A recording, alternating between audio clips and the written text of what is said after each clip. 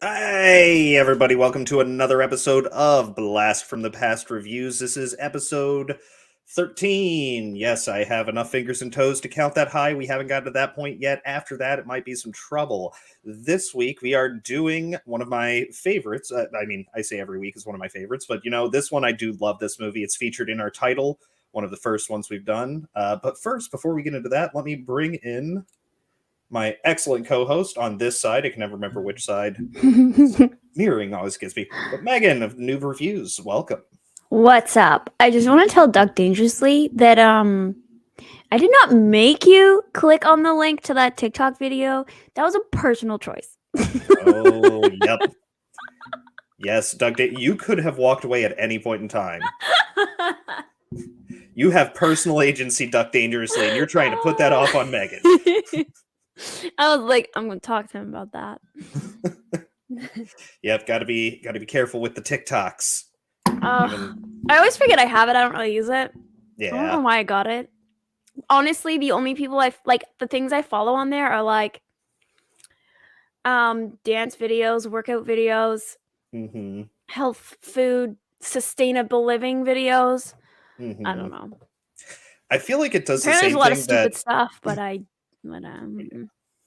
it is a lot of stupid stuff. I feel like it does the same thing as Instagram. And yeah. while I hate, I hate the Facebook Instagram thing too, I just feel like Instagram does it well enough that I don't need to go to a Chinese company to do it. Yeah. If someone's going to steal my biometric data, I'd rather it be an American. It's like Instagram is trying to be TikTok, but whatever. I don't know. Yeah, I don't need TikTok. I think it's kind of how like Facebook is a day behind Twitter. I feel like Instagram's a day behind TikTok. Yes. I know my friend Janet. I have Facebook really well. And I don't use it. I just go on and see what my mom and dad are up to. Yeah. Oh, they're fine. Okay. I don't. Yeah.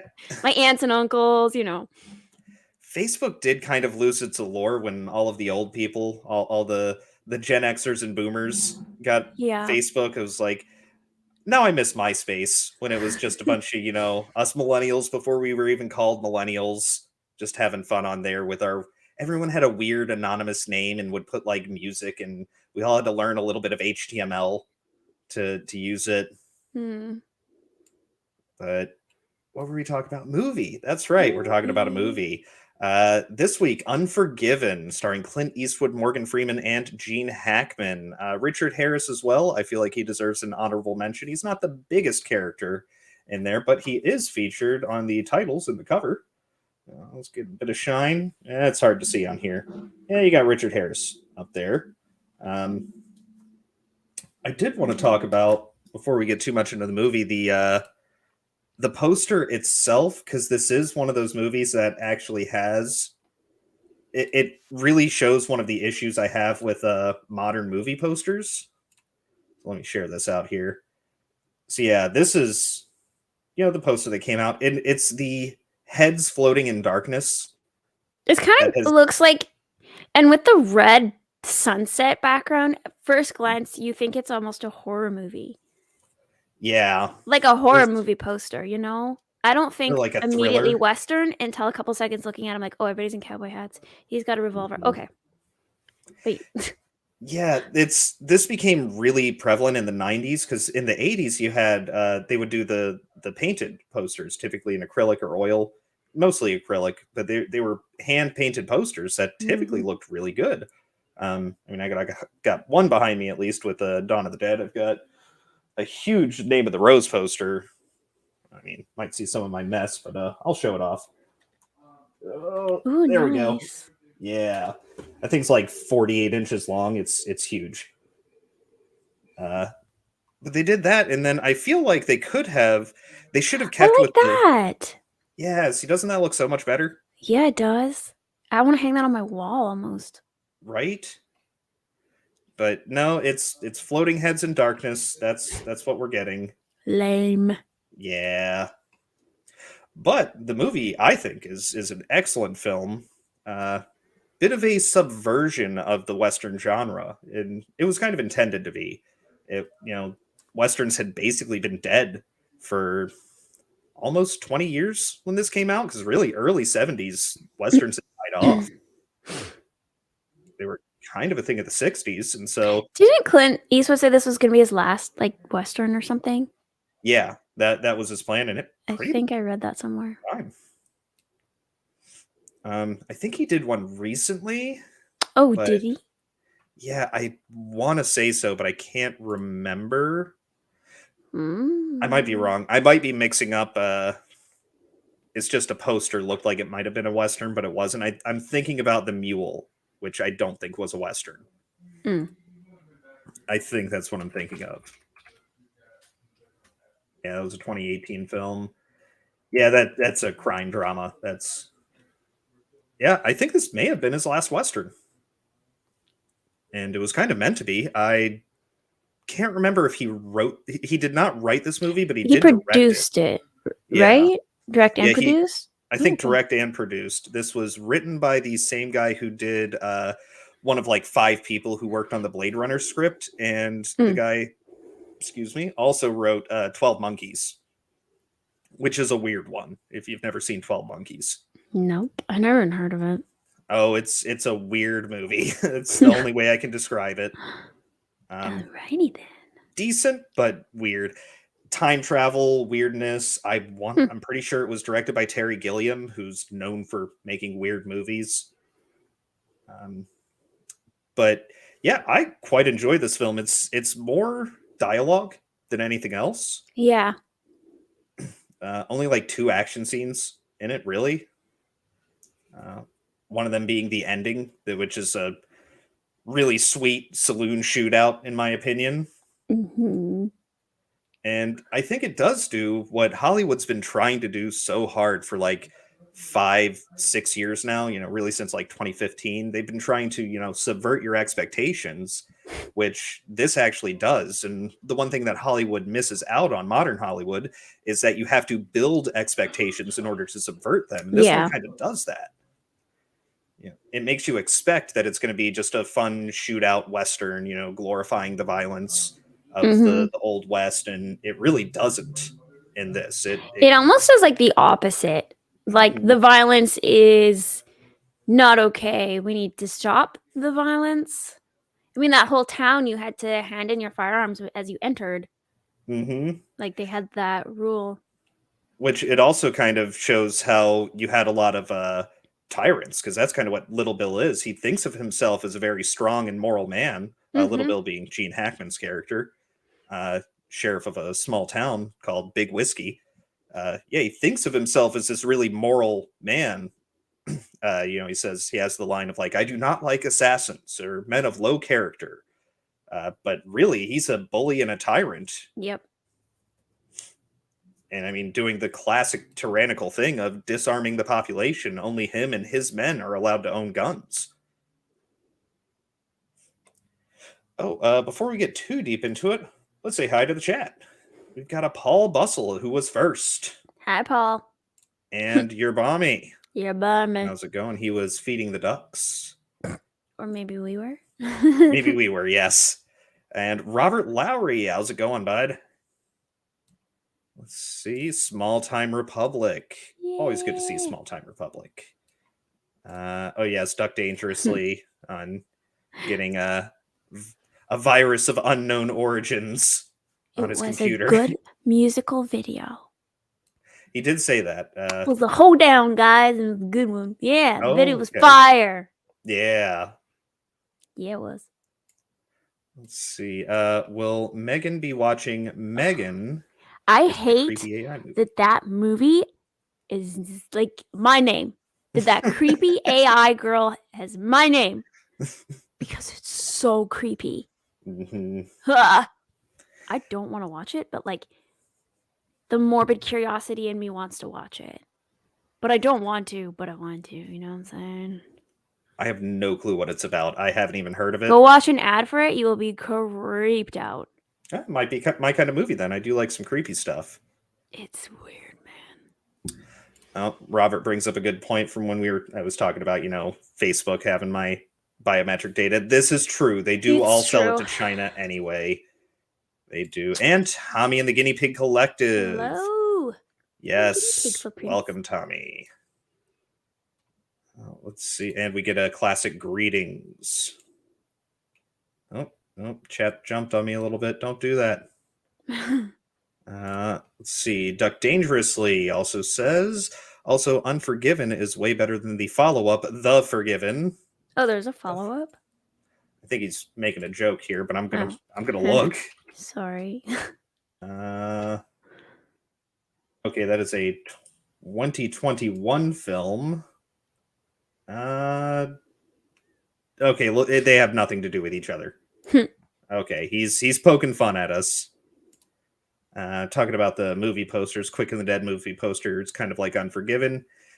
Yeah, the reason that movie posters changed, they used to look awesome because they would be hand drawn, and those are a lot of the iconic ones that Like you still actual see. art. Yes.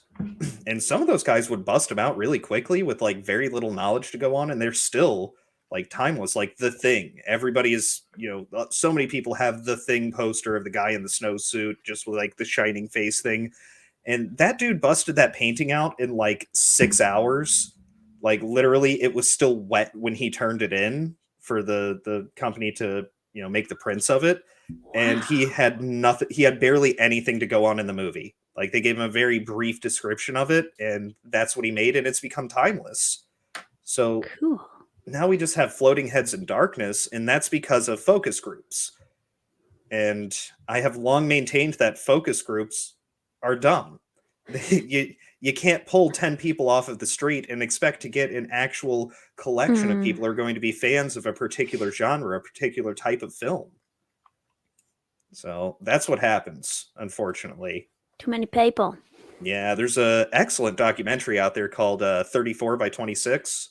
Or no, sorry, 24 by 36 about movie posters. And they actually go in and sit with a focus group, and they have someone who's made this beautiful piece of art for a movie. And then they have the Floating Heads in Darkness next to it. And one person in the focus group is like, oh, I really like that. Well made. You can tell someone put some time and effort into it, and it really catches the eye. It has bright, vibrant colors. And everyone else is just like, I feel like this would be more acceptable for mass audiences. It's like, screw mass audiences. I don't want that. Sometimes people don't actually know what they want. Yep. The fan base doesn't always. And sometimes if you give them what they want, they just have more fuel to dislike it. If that makes sense. Mm-hmm. Like to find the flaws. I don't know. Well, fans are going to do that. And I think Henry Cavill put it the best way because they're very passionate. Mm-hmm. We're going to pick out everything wrong with a movie. But at the same time, most fans will pick out everything great about a movie too. I'll say this one. I mean, it's a little bit slow at times, but it's kind of hard. Yeah. I don't mind a slow build-up, so I don't find any faults in this particular film. I think it was pretty solidly made. I did find it slow, and I do like when they get to the point a little faster or whatnot, but because of the actors that they had, the slowness was not painful. You know what I'm saying? Some movies can be slow, like have a slow start, and it makes it worse if you have like a bad storyline and actors, and it just brings it way down energy-wise. So I feel like this one kind of has a lot of slow character building moments where there's a lot of dialogue between everyone, but you're learning more about the characters along those ways until you get to the more important scenes, the kind of like tent poles in with television shows, and like you'll have the tent pole episode where a lot's going on, and then kind of filler episodes that are more character building. The movie kind of works the same way. And it is a longer film for a Western, most of the time in action films, like 80 minutes. This is like 2 hours and some change, I think. It is. So it's a bit longer. See, 12 Monkeys is a weird movie, but a good TV show. Haven't watched the TV show. Could not say.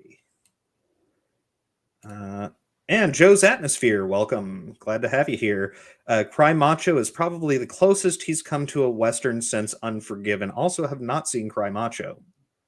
So could not say. Let's see. Yes, Unforgiven is one of these slow burn epics. When he starts tipping the bottle, you know shit is about to go down. Yes, that was actually in one of my notes, which I unfortunately left at work. But yes, that untold story of him and his wife that like they tell you about them, but they don't. They tell you some without telling you a lot, and it's like this untold mystery of his relationship with his wife.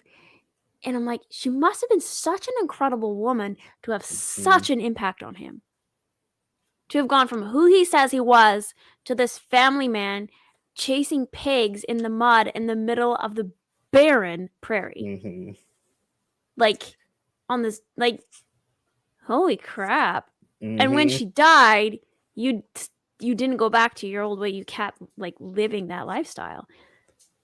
Like, he wanted to keep his wife proud. Yeah, to me, that's a whole story in itself. But we didn't get very much on that. Yeah, he does make it. I'll say they do talk about it a lot, particularly early on when he's still around his kids. You know, there's a lot of the, you know, when I met your mother, you know, I changed my ways kind of talks that he has with his kids. Actually, one of those moments I find really funny because it's when he's trying to get onto the horse. And he keeps like, you know, the horse is basically knocking him off of the saddle. It doesn't want to be ridden again. And he's just looks at his kids and he's like, I used to curse at animals and beat them for this kind of behavior before your dear departed mother saved me and changed my ways. Now I no longer do that. Yes. Yeah. Animals hate me and that's my punishment. Yeah. But then later on in the movie, when he's trying to get onto the horse and it's just him and the two other guys, he's just, oh, damn horse, come on. He doesn't beat the horse or anything, but he cusses at it. Yeah, gets a little mad.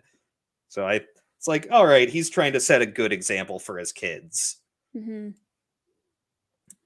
Let's see. Whoa, chat jumping on me again. Just trying to. Oh, let's see. Might help if I do that. Let's see. Paying clients are the only focus group that has sway with creative direction. Yeah, I wish that were entirely true, but they do actually take a lot into account from the focus groups. It's the studio heads and the people in charge, some of the producers who aren't like on set dealing with things. They hear, oh, well, 7 out of 8 potential moviegoers really prefer the look of this poster, and they just think, okay, we need to get more butts in the seat. On your bombing, never truly loved a Western until Tombstone. Well, if you haven't given this a good watch, I highly recommend it. It's featured in the intro. I like it that much, so I do recommend it. Like we said, a bit slow at times, but well worth it. You know, slow burn epic, well worth the payoff at the end, in my opinion. Duck Dangerously. First Western was Young Guns. Learned to love the old school ones with the good, the bad, and the ugly. That is a classic. That I do like the good, bad, and the ugly. The Dollars trilogy overall. I've only really watched through the Dollars trilogy like once, though. I'm not a huge Western fan, but this movie is just so good that I go back and watch it repeatedly. And Joe's Atmosphere. Sorry, folks. Clients are done. Gotta get back to Maverick. Hey, all have a good stream, you two. Everyone, like, share, and subscribe. Thank you, Joe's Atmosphere. Yeah, glad you could join us while you could. Seems like have a safe flight. Yeah, any other like initial thoughts before we start digging into scenes? No. Okay.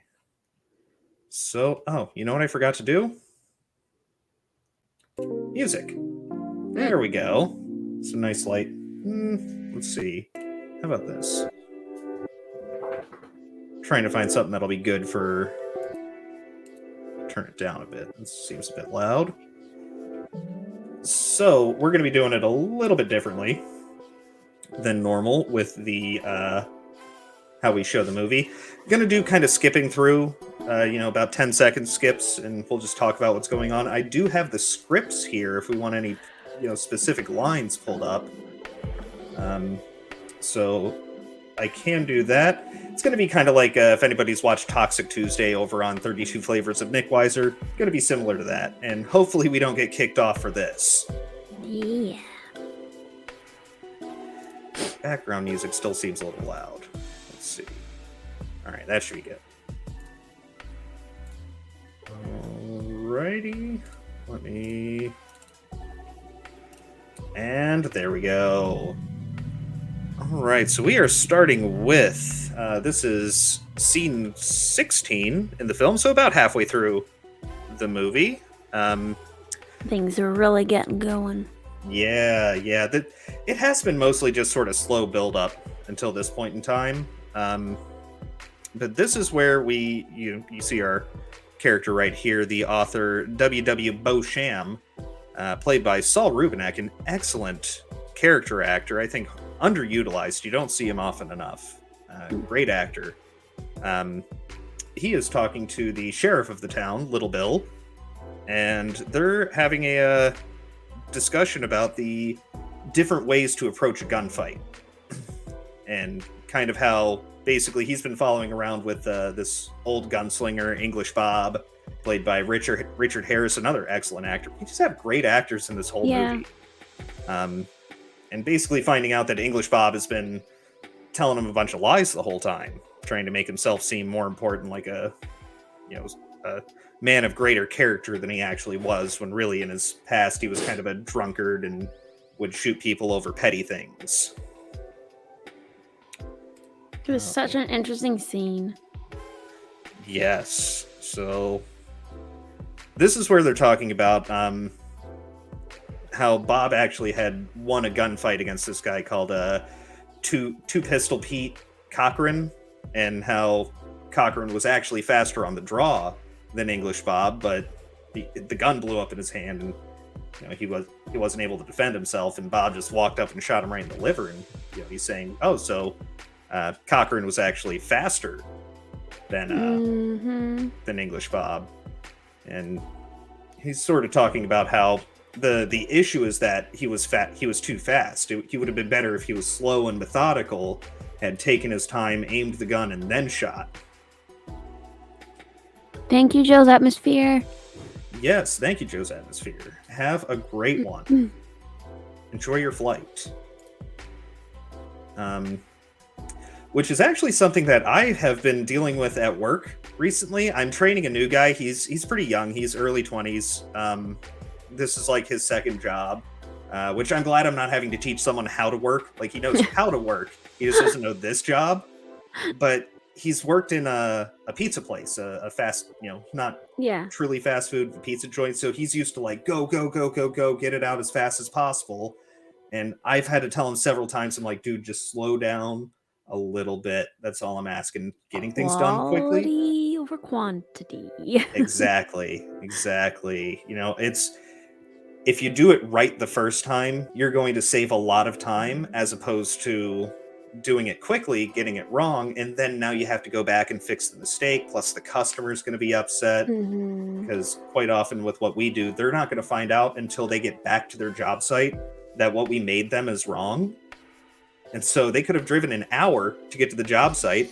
Now they have to drive an hour back. We have to replace the part. We're left with something that we're not going to be able to use because we make custom pieces, and we're probably not going to be able to resell it in the future. So we're out of money. They're out of time. Nobody's happy. Take a little extra time. It's cool. And he's gotten a lot better with it, I'll say. He's been there about 4 months now. It's kicked in. Look how chill he is, though. Oh, like, the sheriff has decided, like, I like as the actors how, not with their words and conversation, but with, like, their acting, their body language shows, hey, I trust you. I know you've been lied to. You're not the bad guy here, so you're not just gonna hang and chill and chat. It's one of those scenes where they don't explain to you, oh, we're good, we're cool, man. They don't explain that to you in the dialogue. You see it. You just see it. Like how they're like living out the moment. I think he's also just not threatened by him. Like, he didn't know anything about him before, and as he's learning, like, oh, this guy, he's an author trying to tour through the very tail end of the Old West, and he's trying to be basically like a Raymond Chandler type person. He's no gunslinger. Yeah. Yeah. I think he just doesn't fear him. He has, it's sure, I'll let you out of the cage, no problem. What are you going to do to me? But then he ends up telling him not just the true stories of English Bob, but also like his own stories. So his own biography is getting like written or whatever. Yeah. The author. That was kind of amusing. Yeah, he kind of ditches English Bob as soon as he realizes, like, oh, he's been spinning yarns for me this whole time. This guy's actually telling me the truth, because he doesn't always seem like this great, amazing gunslinger in every story. Like, he's not the hero of his own stories. Yeah, like he tells him later on in one of the stories, like he had a guy dead to rights, had him, he was on the ground, had him disarmed, was pointing the gun at him, and the man had just tried to kill him. And it's like, oh, did you shoot the guy? He said, no, but I should have. And it's like, who's gonna, why would you lie about not killing someone if you're gonna be this like Western hero? You're gonna try and make everybody think that like you're this great gunslinging hero killer something,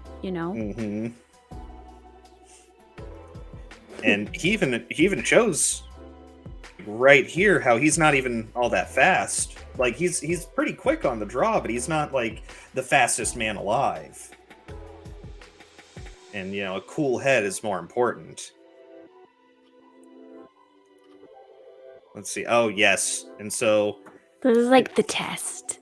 Yes, to prove to him that it's not so easy to shoot a man, because that's one of the things that not so easy to shoot a man, especially if he's shooting back at you. Point blank, staring him down like in the eyes. Eyeball to eyeball. So to prove a point, drops a pistol right on there. Drops the key right on the desk. Tells him to pick up the gun. And one of the great lines of this scene is, first you gotta cock it. Now you gotta point it. He's so uncomfortable holding it. It's just, okay, am I... Oh, and English Bob just immediately, once again, the body language of this, he just sits up and is staring forward. Oh, so many things could happen in this moment. He's ready for anything. Look how messed up his face is here, too. Sheriff messed his face up good. Yeah, so the beatdown scene previous to this is, in my opinion, the number 2 all-time beatdowns on screen. Number 1, Sonny beating the crap out of his brother-in-law in Godfather Part 1. This is number 2 when Little Bill beats the crap out of English Bob in the town, because he takes his hat off and like hits him with his hat. Like that's a serious beatdown when you got to hit a man with your hat to prove a point. And then number 3, I actually got the poster right behind me.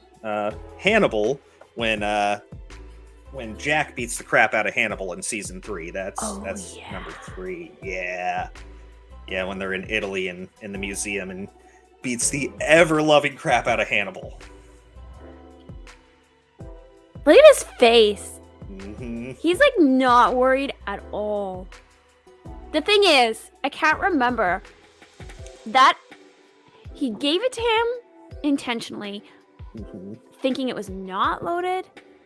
He told him it's loaded. Says he doesn't do did much tell good him otherwise. It was loaded. That's the only scary thing there is like you just given somebody a pistol who does not have a lot of experience and actually could accidentally shoot you versus purpose.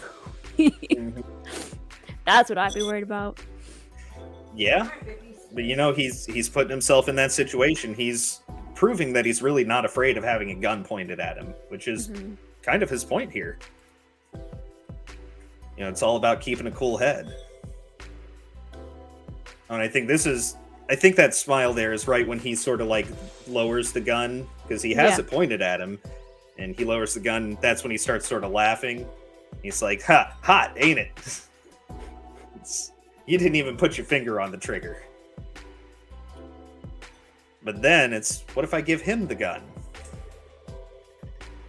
Give it to him. Go on, give it to him. Mm-hmm. And that was the moment where I was like, okay, English Bob doesn't give a crap. He's definitely gonna shoot the sheriff. And at this point, basically their friendship and relationship between English Bob and a biographer dude has newly been severed. Mm-hmm. So is there loyalty there, or is that completely dead? You don't actually know where they stand with each other yet. Mm-hmm. So you do kind of believe he might actually give the pistol to him. He might actually give that revolver to him. Mm-hmm. I think that this moment is the exact shift, or right after this moment is the exact shift of when he knows he's ditching English Bob, which he's already written books about him, the Duke of Death, or as Joe's Atmosphere points out here, the Duck of Death. Duck, I says. Which, I always like that line, because it reminds me of my grandmother. She would always say that, something I says. Old people-isms. But yeah, and he just sort of... Oh, and here's where he gets very serious of give him the gun. Yeah.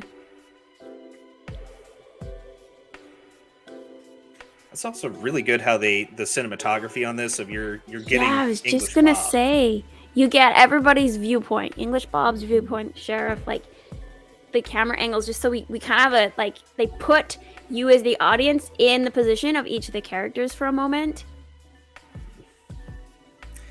Yeah, just to help you kind of immerse yourself into this moment of you're in the cage. All you have to do is walk up, grab the gun, pull the trigger. It's already cocked. There's no safety. Safeties weren't a thing on guns these days. Plus, it's a revolver. Typically, they don't have safeties. I do have one that has a safety, though. Very rudimentary safety, but nonetheless, it does have a safety. But these wouldn't. It's a single action. So all he's got to do is grab it, aim, fire. But as he gets closer, I don't know if we'll see it here. Oh, it kind of skips over the exact moment. As he gets closer, Little Bill puts his hand on his own pistol and is ready to draw on Bob. And I think there's kind of two reasons why Bob didn't take the gun. One being that he doesn't know if it's actually loaded. Little Bill said it's loaded, but it might not actually That's be. true. Because if he does take the gun, points it at him, not loaded, but he's still trying to shoot him, there's the repercussions are going to be even greater for him. Mm-hmm. Plus, with him that beat up, his one eye completely closed off. Depth perception is done.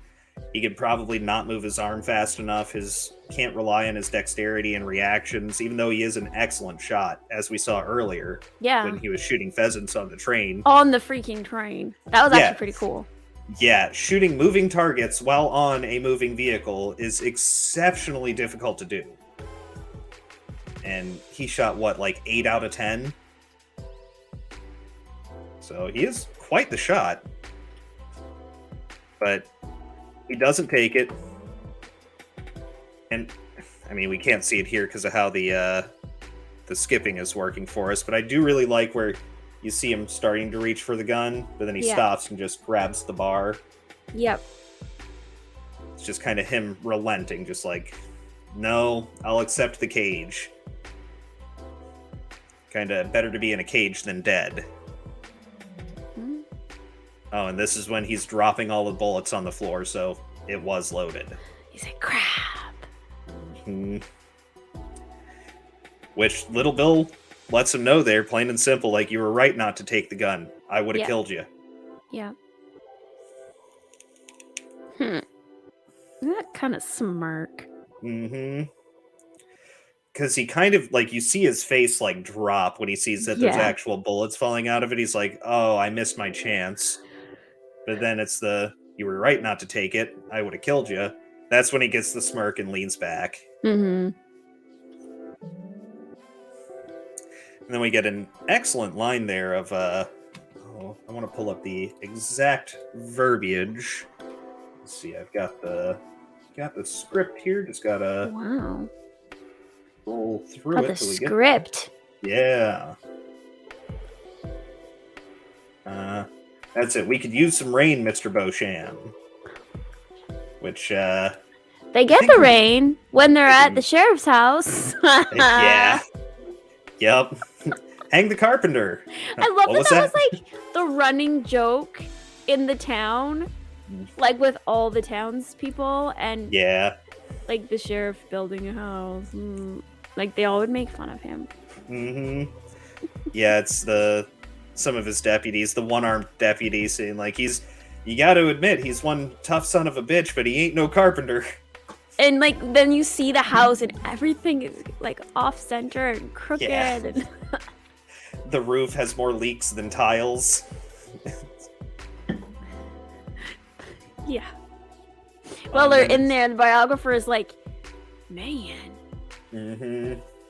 So he makes a comment about the carpenter, and the sheriff's like, I am the carpenter. Yeah, it's hang the carpenter. What do you mean by that? It's just a saying. And it's right after this is when we get the scene we were talking about earlier, where Will Money is trying to get, Clint Eastwood's trying to get onto his horse, and he's cursing at the horse. I have the exact line here because it popped out on me. It's whoa, goddamn, you no good pig fucking whore. Whoa, sorry old horse. Yeah, had to set that example for the kids though. Oh man. But this was really like tense scene. It really was. Because you didn't know exactly fully as a viewer where I can't remember his name, the biographer, the writer. Beauchamp. What? Beauchamp. Yeah. Where he actually stands.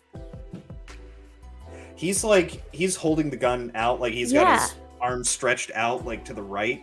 And he's like very all the way as far away from the pistol as he can be, holding it there. And he's kind of like, you just never know. Mm-hmm. They really drew that out, like the tension. Yeah. And then you get the line of, we could use some rain here. It's a very hot room now. Everything's high temp and tense, and the rain would be nice to cool everything off a bit. But the rain does lead us to the next scene we're going to discuss. This was another one of your picks. I'm really glad you picked that first scene, the one we just did, because that's one of my favorites in the movie as well. I really wanted to go over that too. But the rain, the other two men are drinking while they're riding their horses in the rain, trying to get to the town so they can avenge this cut-up prostitute. And I love how that story got so like it started of just her face cut up to like they cut off her breasts and her ears and her nose and like cut her eyes out. Yeah, like the story just grew. That word of mouth, man. I was like, it's like Twitter, but they don't have Twitter, and the story still got out of hand. Without social media, so that just tells you it's humans.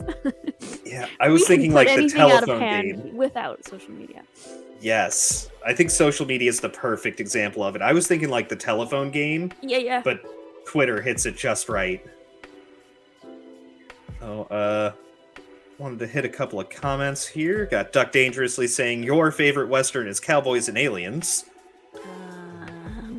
Never seen it. Nope. No. Got Tommy saying the Hackman. Oh, and Mads in Hannibal was insane. Mads Mikkelsen, the titular character from Hannibal. Excellent show, Your Balmy. If you haven't watched it in a while, it's worth another watch through. Does unfortunately end on a bit of a cliffhanger ending, but the ride is well worth it. Let's see. Megan is referring to Alec Baldwin. When? What? That must have been. I don't know. I know that Alec Baldwin. I mean, he's a real straight shooter. You know, always shoots from the hip. Oh. Tells it how it is. Okay. Got it. Let's see. Hate Small Time Republic says, I hate that Hackman retired after Welcome to Mooseport. He should have gone out on a better movie. Yeah, that's a lot of actors have done that. You had like Sean Connery left after League of Extraordinary Gentlemen after having this amazing career with a couple of duds in his regular career as well. And then he has one dud and he's just like, all right, screw it, I'm done. I think the reason that, because those happened around the same time, I think that the reason both of them did it is because the vitriol from the journalist had really kicked up around that time. Like, they would talk about how they're old and they're out of it and they can no longer make any good movies. And, you know, like, you look at Clint Eastwood, who's in this. I mean, he's older in this movie, and then he still goes on to have an excellent career afterwards. And you had $1 Million Baby, which wasn't my favorite, but objectively was a well-made movie that was very well received. Gran Torino, which was a great film I really liked. So, yeah, you know, they should have stuck to it. Just, it was one dud. Keep doing it. Let's see. Well, don't see it. Baldwin have both shampoo. Okay, I get the reference now. Yeah. I get the reference. Thank you. Yeah, I guess he had the gun half cocked, you know. It was half cocked and it just went off. I don't know what happened. Fishy holding it in his hand, like. Yeah, guns don't just go off. That's not a thing, Alec Baldwin. I'm sorry. Are you sure? Look, I own a single action revolver like he was using in that. Now mine is a different model than what he was using, but nonetheless, they don't just go off. Sam Elliott is proof that age is just a number. That's true. He has looked the same since the 90s. Some people just got it. They do. Some people have also looked old for a long time. He's looked old for a while. He's leaned into it, so gotta give him credit there. But yes, so yeah, they were riding in the rain together, our three gunmen, the bounty hunters, and as it starts raining, you know, getting colder, they're up north, obviously it's snowing here, so it would have been colder beforehand. Will Money, Clint Eastwood's character, refuses to drink with them. Morgan Freeman's character Ned pulls out a bottle of whiskey for them to have on the ride, keep themselves warm, and because his dear departed wife wouldn't want him to drink, he doesn't partake and winds up getting a very serious cold that like nearly kills him. And right before this, you get a really interesting like fever dream sequence. Like, you don't see what he's seeing, but you hear him describing his fever dream. And you can kind of tell in those moments that like his past does really haunt him. He doesn't wear that on his sleeve, but you know, he is actually haunted by the things he's done in his vitriolic youth. But we have the cut-up prostitute taking care of... like, she's going to have some scars, but over time they're going to fade quite a bit. Mm-hmm. Those are not that deep. Yeah. I mean, even as, like, even as a whore, like, you know, when those heal... I don't know, like, it didn't really mess her face up. You know what I'm saying? Yeah. Like, it didn't rip her face half off. Like, I don't know. Mm-hmm. What, like, the way those women just, like, went crazy spreading that rumor and saying they had a reward, like... I think it was, like, when it made it... Because, you know, you had what would they call it? Like, routes, like, trade routes. They're the cattle routes. Yes. So it would have spread from cowboy to cowboy when they crossed paths on cattle routes. And I think it was kind of that, you know, of one person hears, oh, yeah, the whore got cut up. It's like, oh, yeah, they cut her face up. And then the next guy, they cut her eyes out. And then it just keeps getting worse and worse until, you know, eventually she's had, like, you know, to the pain done to her. Yep. And it's so funny because then he actually meets her, the person that he's going to be paid to avenge. And he's like, well, you're actually not that half bad. But he doesn't seem like super shocked by it either. He's just like very accepting of, well, this is her, and she's still got her boobs, and she's still got her eyes. Like, and he's like, oh, okay. You must be the girl, okay. He's not at all upset that, like, it was a rumor that got quite out of hand. Yeah, small time agrees with you. When those heal, she can get back to whoring. Oh, and Duck Dangerously confirmed, whiskey is a cure-all. Hey, sometimes when I have a cold, I'll take a shot of whiskey. Yeah. I like Fireball whiskey when I have a cold. It really clears everything up. Woo! I can't drink Fireball anymore. I love Fireball. But I love cinnamon. I'll drink that over any other type of whiskey. I did it to myself. It's my own fault. I went to go see the guy who played Hodor in Game of Thrones. Yeah, he's a DJ. I went to go see him, and they had a bar at the place where the venue was up in Atlanta, the Masquerade, and there's a bar right there. And so I walked up and I was ordering a few drinks. I wasn't designated driver this time. You know, wife and I kind of trade back and forth who's going to DD.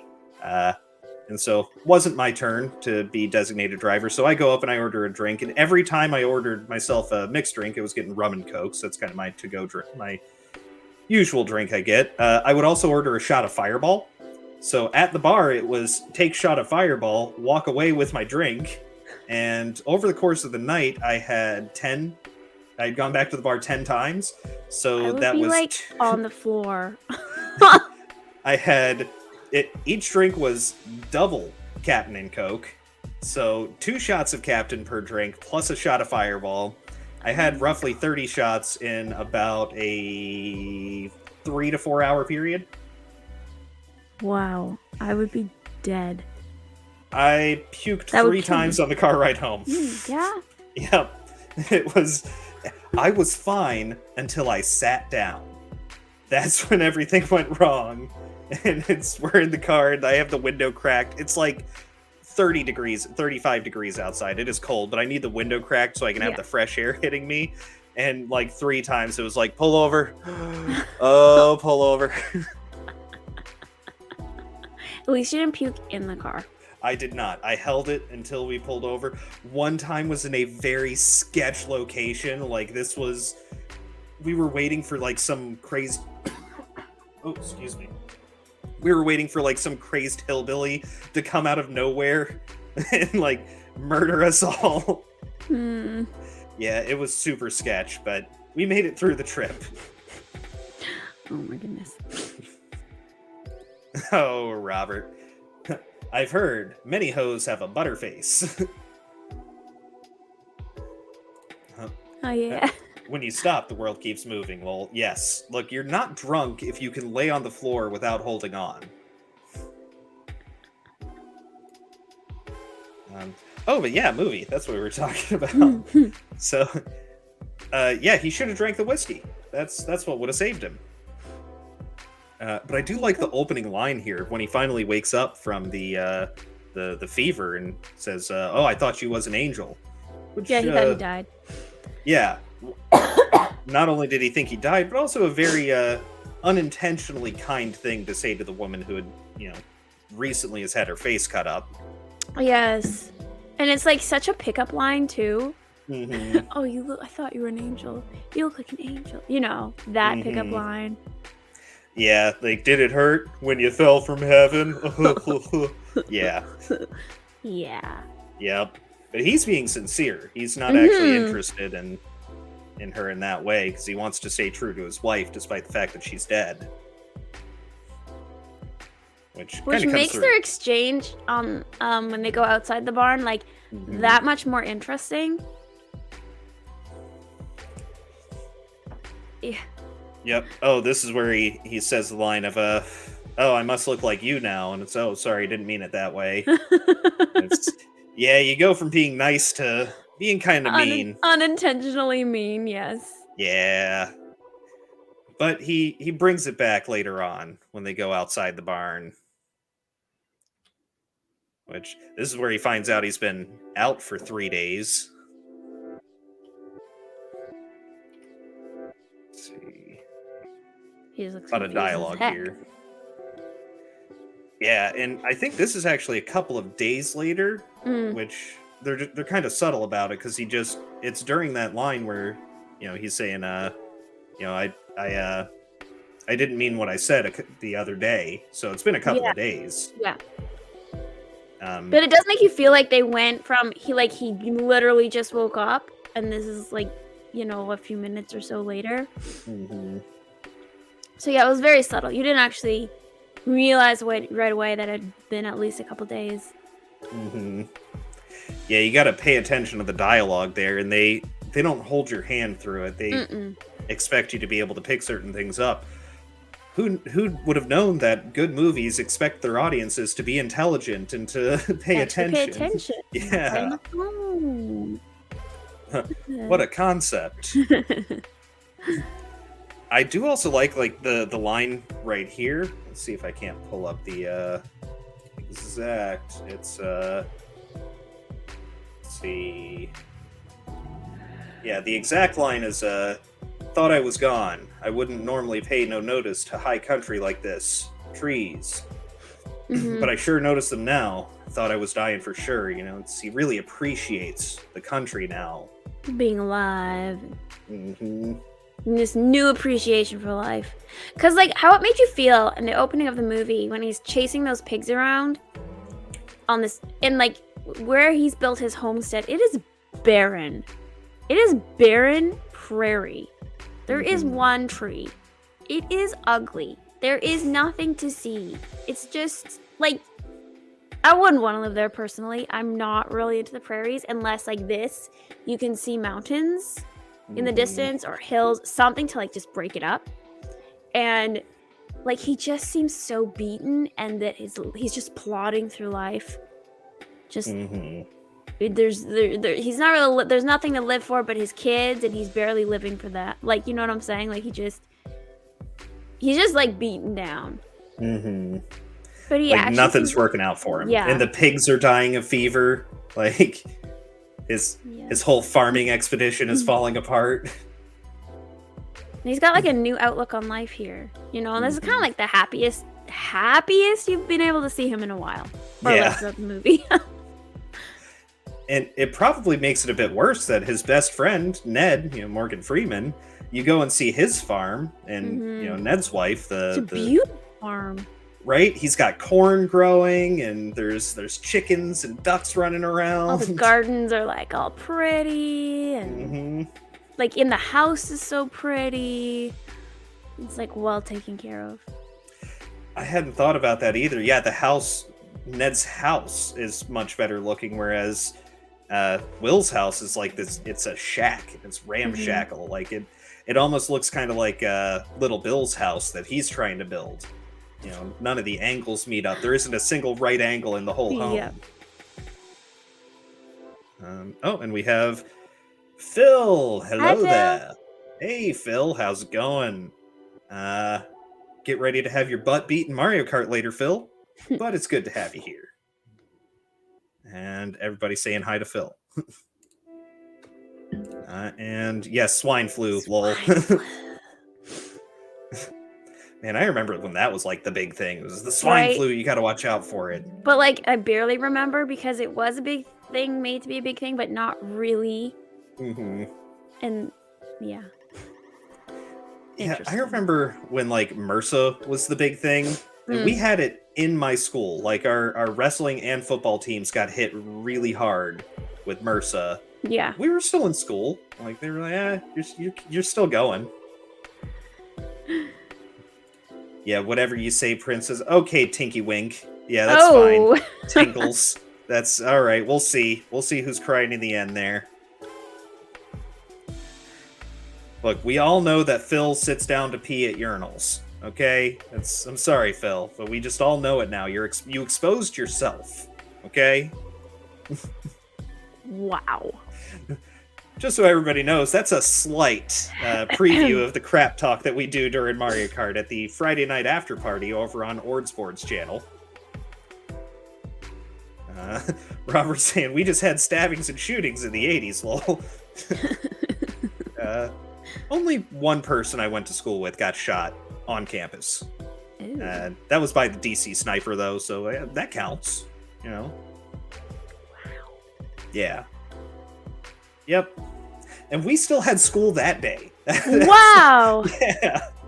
I went to a pretty small school, and one of the kids, he was actually, like, everybody knew him. He was very popular, but not, like, stuck-up popular. So everybody actually at least knew of him and liked him. Mm-hmm. And he committed suicide, and that spread like wildfire. Of course, his girlfriend found out at school. Oh. We could hear her losing it down the hall. And, like, they didn't shut us down, but so many kids just did not show up for, like, the last 2 classes of the day because we found out over lunch period. And so many kids did just not show up for, like, the last 2 classes of the day. And teachers were just like, whatever. Yeah, I had not the same situation at my school. We were also very overcrowded. It was the largest student body school in the state.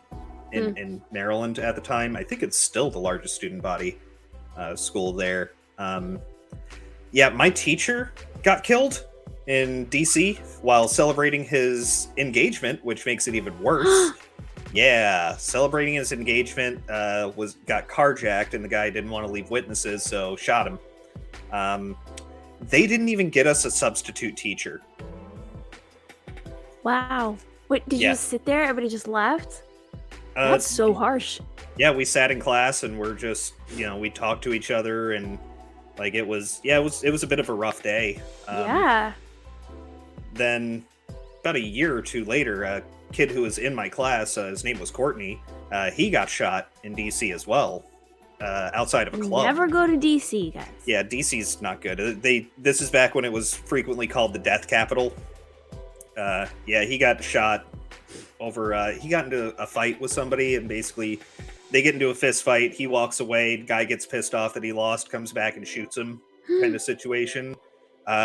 We still had a teacher there, and the teacher was, sat down with us and sort of acted like a counselor and, talked to all of us about it.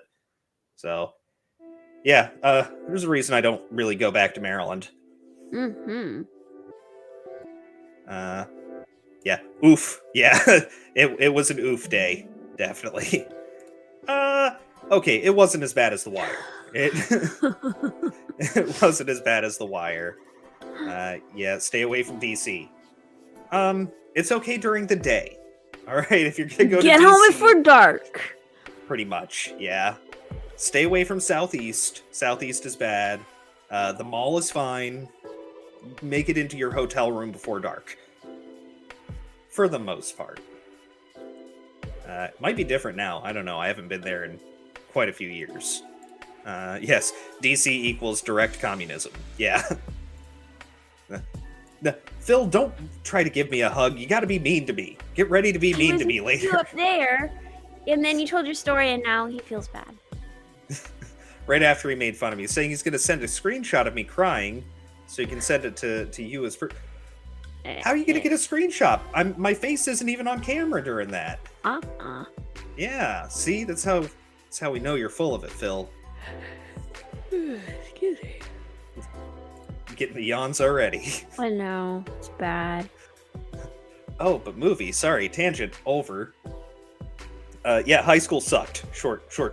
Long story short. For many reasons. High school sucks in general. Yeah, yes, it does. I am actually actively jealous of people who are homeschooled now.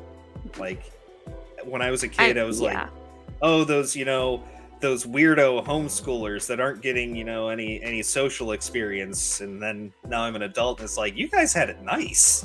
You guys had I'm so glad I was homeschooled the majority of my education. Mm-hmm. Yep. Just statistically, it's better. Like, look at the statistics. Testing higher, graduating sooner, better careers, like homeschool. Yep. A lot more entrepreneurs come out of that. Mm-hmm. Robert's with me. Lucky homeschool kids. Phil was homeschooled. Don't take that too closely, though. There's got to be an outlier here or there. Yeah. Oh, Phil hated homeschool. Okay. Everyone else I know who was homeschooled liked it. But yeah, movie. Sorry. Oh, one more. Tommy with the final zing. It shows. I was homeschooled for way longer than Phil, and I'm not showing that. No, you're fine. Phil's the outlier. He's the weirdo. Oh, Phil. Everyone else who was homeschooled was fine. There are definitely weird homeschoolers out there. I met them. There are. There's weird people everywhere. It's true. They're everywhere. Weirdos everywhere. Yep. Doesn't matter where you are, what group you align yourself with. There are weirdos everywhere. Mm-hmm. Yeah, movie. Again, sorry. Movie. Tangents. So yeah, this scene. Let's see. Oh, this is where she's telling him that they've been pre-spending their reward getting free ones from the other whores. This was such a funny, awkward conversation. Because it's like she's offering herself, or you assume she's offering herself, and she says this, and then she kind of like backpedals with like, oh no, like the other girls, like, you don't have to sleep with me because I know I'm ugly. I'm ugly now. And then, but it's almost like such a woman thing to do, no matter your status in society, whether you're a whore or not, or whatever you are. It's such a woman thing to do, to want to know where you stand with, like, how attractive do men find me? Like, it's just such a woman thing to do. So to me, this was kind of an amusing scene. And I don't fully know her intention. I think she wanted to know, because her face has been cut up, because this is her livelihood. Like, she does want to know, am I still attractive as a man? You know, what do you think? But she doesn't straight up tell him. Like a woman, she's not like straight and forward about it. She's just kind of like playing the game of like, if you could have me, would you? Oh, but I mean, not me, the other woman. Yeah. It was interesting to me. There's the dynamics of women. And then he's got to read her mind and be like, no, it's, if I did want to sleep with a whore, I guess it would be you. But I can't because of my wife, you see. Yeah. And then that actually makes her like respect him more, because I'm sure she slept with plenty of married men, so she probably doesn't think a lot of marriage in general. Yeah. Which I actually think it's a really great. It's not subtle at all. It's very out there in the open. But she has the I've known a lot of men pause who were married that didn't feel the same way. And I always like they have that slight pause in there. I think it was excellent acting from the actress there, of like I've known a lot of men, and then she just sort of like looks down and away for a moment and then continues the line. Yep. Yeah, I think this is where she's... Yeah, because she sort of turns away from him. Once again, more body language. So much body language, like that type of acting here, not relying solely on the dialogue, but like the actual acting. Because in real life, human beings, like a lot of our communication is with our body language. Our eye contact and like everything. And they don't do that as much in movies anymore. It's all very dialogue and like action, like high action sequence focus. I think it's because of these. You don't get the subtle acting. Oh, phones, yeah. We don't have the attention span. We all text each other now. We're no longer having the face-to-face communications to where we see the subtle movements and subtle changes in people's faces anymore. So they no longer put that into the film with the audience expecting to see that. Also, catch you later, Tommy. Happy New Year. Bye, Tommy. Pigly New Year. Everybody go check out Tommy's channel, Tommy and the Guinea Pig Collective, where you can learn all about the Pig World Order. Guinea pigs will be taking over. You can go over there. He has a lot of shorts. You can get your toes nibbled. It's a good time over there. He also does toy reviews.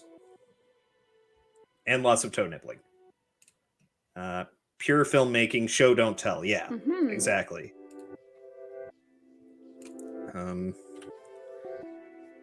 Oh yeah, and she puts when he says no, I don't think I'll be wanting a free one. She kind of puts her what do you call that hat thing?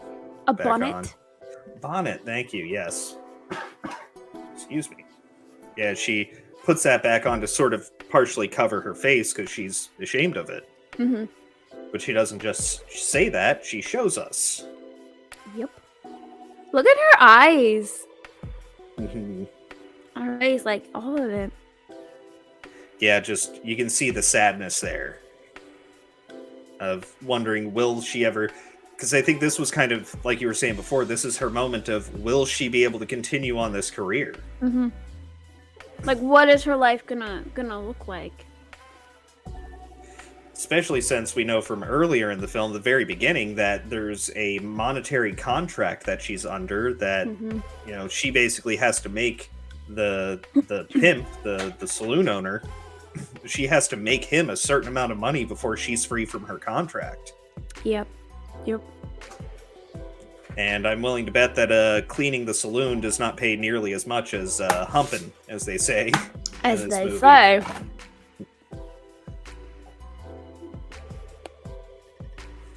Yeah, it's overall, once again, just let's see, he makes her happy look again. Look at that! Her whole face lit up.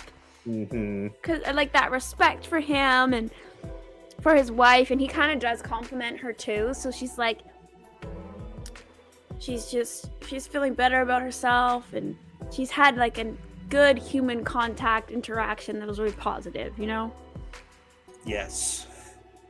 Yeah, she bit of hope for the rest of humanity now, which this is probably not the guy who should be giving her hope in the rest of humanity. He's at one point in time was the worst of the worst out there, as we find out toward the end of the film.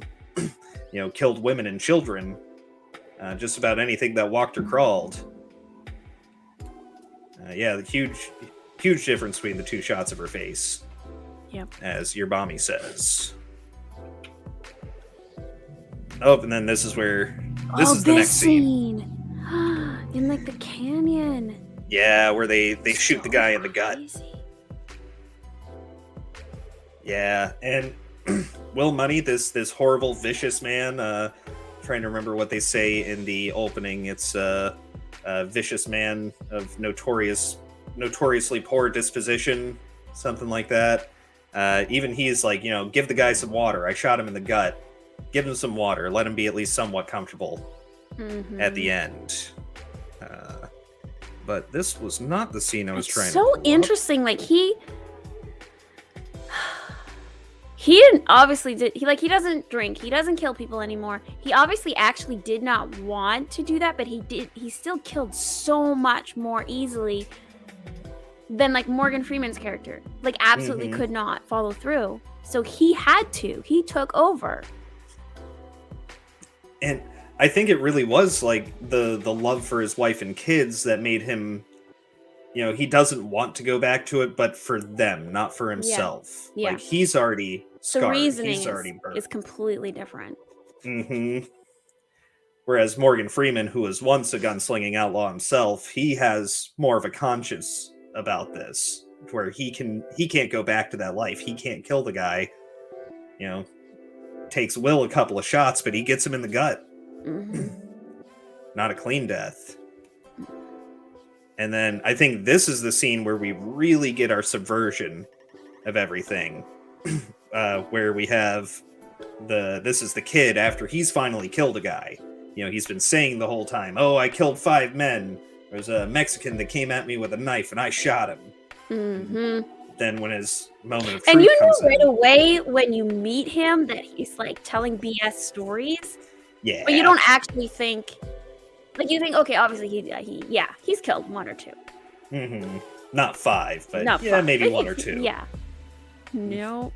Nope, all lies. He made it all up to try and seem cool, to make himself seem important. And this was, he got his actual chance. He shot the guy 3 times while he was taking a shit. Yeah. That's a horrible way to die. Yeah. Like, actually, on the toilet. Yep. And getting shot 3 times. Oof. Yeah, let's see. Oh, also another, I think, very strong line right at the beginning of this. And one of sort of the memes throughout the movie with the response from Will, but the kid starts off with, was that what it was like in the old days, Will? Everybody riding out shooting, smoke all over the place, folks yelling, bullets whizzing by, and he's not praising these things. He's just like, you can tell his voice is kind of fluttering in that moment. And Will like, kind of he's not been in this situation before. Yeah, clearly his first time now. Yeah. And then Will gives you a line that he's responded with like several times so far, which is just I guess so. I think he uses that line like 4 or 5 times throughout the whole film. Just, I guess so. So deep. Yeah. And they do really make him seem throughout the movie like he's a very simple person, maybe even a little bit stupid, but as you see throughout the rest of the movie, he's really just ineloquent. He's not good with his words, but he's actually intelligent. Like, he knows where they need to go look for the guy. Like, oh no, he hasn't run off. He's going to be hiding out in the bar T. And in this moment, this scene, which this is really my favorite scene in the whole movie, and it's all dialogue. You see that he really is a bit of a philosopher, even though he doesn't talk about it very much. But yeah, this is, the kid confesses this is the first guy he's ever killed. And he's so not surprised by it because he knows. Yeah. He could probably tell, as somebody who has killed people before, he can tell. He probably knew right away when the kid came to his house to ask him to join him. He probably knew in that moment, this kid's never shot anybody. But he still went with him. Well, he needed the money. He really needed that money. His barn was failing. His kids were literally going to starve if he didn't do something about it. So, what is he looking at? $330? That was a lot of money back then. Which he probably had more when he was younger, but he drank it all away. Oh yes, and the one of the prostitutes is riding up with the reward because they have killed the 2 men. And you can just see it in his face here. I don't know who this actor is. I can't think of anything else I've seen him in, but he really kills it in this scene. He does. Like, he's trying to make it seem like what he's done is heroic. He's now an outlaw. He's killed a man, but he can't convince himself in this moment. He's basically learned that he is actually not a killer. And you never actually learn that unless you have killed or harmed a person. Like, you don't actually know if that's something you could do easily or not until you do it. Or have to do it or whatever. Kind of like they were talking about in the first scene we went over, like, it's no easy thing to kill a man. Yeah. And he found that out. It's true. It's no easy thing to kill a man. He had to have people behind him shooting at him to actually take the shot. And even then he hesitated. But yeah, here's the line. It's yeah, you know what I said? You know how I said I shot 5 men? It weren't true. That Mexican came at me with a knife. I just busted his leg with a shovel. Didn't kill him neither. Then Will responds with, well, you sure killed the hell out of that fella today. And still he's trying to convince himself. He's, hell yeah, I killed the hell out of that guy. And starts drinking more. Let's see. Oh, and then this is my favorite exchange in the whole movie. This is the series of lines that brings me back to this film every single time. Is he's I killed the hell out of him, didn't I? 3 shots. he was taking a shit. And you can really see, let's see if I can pull up the, it's about, yeah, right around this moment. And Will just tells him, take another drink, kid. Yep. And then he responds with, Jesus Christ, it don't seem real. How he ain't gonna never breathe again. And the other one too. All on account of pulling the trigger. And then Will, let's see if I can bring it up here. There's the take another drink. Yeah, look at his face there. Just, yeah. It's really affecting him. That's such a Clint Eastwood face. Oh, yeah. Yeah, staring off into the horizon, stone-faced. This is where he drops favorite line in the whole movie. It's a hell of a thing, killing a man. You take away all he's got, all he's ever gonna have. And the kid responds with, yeah, well, I guess they had it coming. We all have it coming, kid. And that's the end of the scene. It's, no matter what you do, no matter if you're a good person, no matter if you're a bad person, in this violent world that they're living in the Wild West, someone's got a bullet with your name on it out there. If you're going to be a part of it, that is. You can always walk away. Which is what the kid decides to do in the end. Oh, gotta pull this up. A shitter hitter, lol. Hey, gotta snort out of that one, Robert. And this scene too, also not quite as powerful as that last one, but still really good acting from Clint Eastwood, where he finds out that his friend Ned is dead. Yeah, that is like the worst way to find out. Because he literally had no idea. And it wasn't, the news was not delivered gently at all. Yep. It was not. And he does not take it well at first. It's, what do you mean he's dead? Ned ain't dead. What are you talking about? He went south. And also, like, as an audience, this is the first time we find out. Because, a lot of times in movies, as the audience, sometimes you get to know some information before the character does. Like, that didn't happen. And we had no hint that it was going to happen. All we knew was that he left to go back home. And then we just assumed he got there. Well, you see him get captured. Wait, do we? Yeah, you see him get captured by Little Bill, and Little Bill's beating him. He whips him in the jail. I forgot. Yeah, never mind, I'm dumb. You don't see him die. Well, that's true. We only see him whipped. How did I forget that scene? Yep. Oh yeah, where that's another powerful scene where Morgan Freeman's holding the bars and Bill's hitting him with the bullwhip, just tearing into his back. And then that's him being gentle, is how Bill puts it. Hey, Godzillionaire, how's it going? Godzillionaire. Yes, Unforgiven top 5 westerns. Yes. What are the other 4? Oh, good question. Other 4 top westerns for you. Godzillionaire. Oh yes, and Morgan Freeman is always so likable. He is. He's very likable in this movie too. Even though he's a bit crass, especially toward the kid. He's kind of mean to the kid. Yeah. Especially when they find out he's blind. It's like, well, how far can you see? Can you see that bird up there? Oh yeah, I could shoot it. There is no bird. No bird. He's blind, Will. Oh, here we go. We're getting a list. Magnificent 7, Tombstone, both good. Okay, that's 3. We'll see what the others are. But I think this scene was brought up earlier. This is right where he finds out that Ned got killed. Yeah, look at that disbelief. Yeah. On his face. Like, no. What are you talking about? That's crazy talk.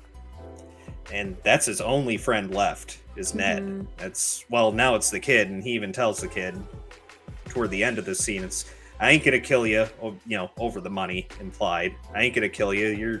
You're the only friend I got. They bonded. They bonded over the outhouse shootout.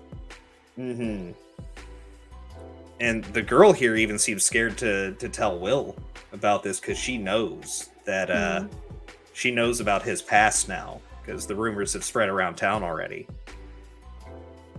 Let's see, gotta see him. Here's where he grabs the bottle. I love that part. He's been staying away from the booze this whole time. Even when he was like really sick at the bar and Yeah. feeling like super shitty, you could tell he still pushed that drink away. Mm-hmm. But as soon as he finds out that little Bill found out about his past, before he even finds out the whole thing, just the fact that Ned was answering Bill's questions, truthfully now, he grabs the bottle from the kid and just starts tipping it back. Yep, there we go. Like, he knows that he has to go back to his old ways for not just revenge for his best friend, but to protect himself and his family in the future. Yeah. Like, they're never going to leave him alone now. Oh, we've got a Zombie Box reviews. How's it going, Zombie Box? Godzillionaire reserves judgment on the last two. Okay. Also, is that a new thumbnail, Godzillionaire? Looks like a different background color. Different, yeah. Yeah. Solid thumbnail, though. But yes, this is the scene sort of leading us into the final stretch of the film. Oh, even the kid knows it's gonna go down. That look he was given. Oh, yeah. Given was like, oh, it's going down.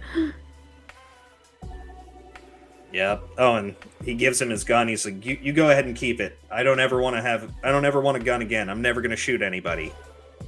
And that's when he drops the line of, I ain't like you, Will. Let's see. And yep, that leads us right into the climactic ending, which I don't want to spoil if anyone hasn't seen it out there, but one heck of an ending. One heck. Yep. And I will say, it's sort of culminates in a lot of foreshadowing that's happened throughout the movie, particularly from the first scene that we saw of, it's better to be slow and methodical when shooting. It's better to place a shot well than to be quick. And, minor spoilers, we see that in the bar shootout scene of Will doesn't pull his gun really quickly and shoot 6 men in half a second. He's slow. He takes his time, and everyone else is really quick with their guns and they're firing all over the place and completely missing him. And he's just bam, bam, bam. One shot, one kill every time. Yep. Is that a Punisher reference? I don't know. I've heard it. Made me think of a Punisher from the Daredevil TV show. Yep, smooth is fast. Yep. Lol. But yeah, so there's our couple of scenes from Unforgiven. So I've gushed over this movie this whole time, but how do you feel about the movie? I actually did enjoy it. I think because it's a slower movie, I'm gonna have to watch it again. Because, honestly, I was folding laundry while I watched it. Yeah. So, I think I missed a couple things. And I was only just folding laundry, you know what I'm saying? So. Yeah. That's still, I do that too. You gotta multitask sometimes. And yeah, I've done that too in the past. When I will say this is one of those movies, it does help to just sit down and lock in. For sure. Especially because otherwise you're gonna miss some nuances. They don't give you the answers. They don't spoon feed you like we've talked about. They do. There are things said, but they're very subtle, and you gotta be paying attention. Yeah, this definitely wasn't the first Western I've seen, or that I had seen when I first saw this movie, probably about 10 years ago. But I was never a huge fan of the Western genre. I'm still not. I'll watch the occasional Western. Never really my biggest draw. I feel like if I watched more, I'd probably like them more. They would grow on me, you know what I'm saying? But it's not something that is an immediate catch. Yeah. For me. But this movie did it grabbed me when I first saw it. It was like it grabbed a hold of me. I was like, oh, because it's a drama, and I'm a bit of a sucker when it comes to well-made dramas, and so that's where this one got me, and it did make me want to see some more westerns. I think before I watched this movie, I'd probably only one I could really think of was like Tombstone, which I had seen like the TV version. It played on TNT all the time in the 90s. And since then, I've watched a few others. I feel like I should dig into them more. I've seen like the Dollars trilogy and a couple others. But I've heard I've heard about a lot of other great ones that I should check out. There's Robert with one. The original 310 to Yuma. Yes, I've heard the original is much better. Wyatt Earp. That's a good one. I've heard of all of these, but I haven't seen them. Yeah, me neither. I think it's Two Mules for Sister Sarah. That's supposed to be a good one. What is that Western that's like a comedy that I keep wanting you to see? Oh, Gunless. Gunless, yeah. I'm pretty sure. Yes, that one. Yeah, I think that's the one. Let me see. I have two screens in front of me, and I'm still on my phone. Yeah. Yeah, it's a Canadian Western. So. I mean, I know with America, like, we're very proud of our, like, old... Oh, wait, Paul fixed me on that. 3 Mules for Sister Sarah. Okay. Blazing Saddles.